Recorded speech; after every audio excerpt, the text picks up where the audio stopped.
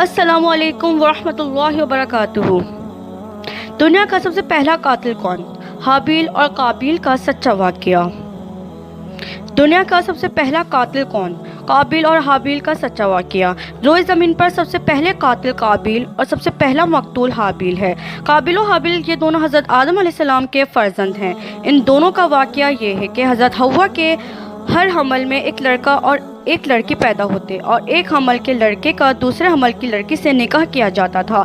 इस दस्तूर के मुताबिक हज़रत आदम अलैहिस्सलाम ने काबिल का निकाह ल्यूज़ा से जो हाबिल के साथ पैदा हुई थी और हाबिल का निकाह अक्लीमा के साथ जो काबिल के साथ पैदा हुई थी करना चाहा, मगर काबिल इस पर राज़ी ना हुआ, बल्कि चूँकि अक्लीमा ज़्यादा खूबसूरत थी और इसका तलबगार हुआ। हज़रत आदम अलैहिस्सलाम ने इनको समझाया कि चूँकि अक्लीमा तेरे साथ पैदा हुई है इसलिए वो तेरी बहन है, इसके साथ तेरा निकाह नहीं हो सकता।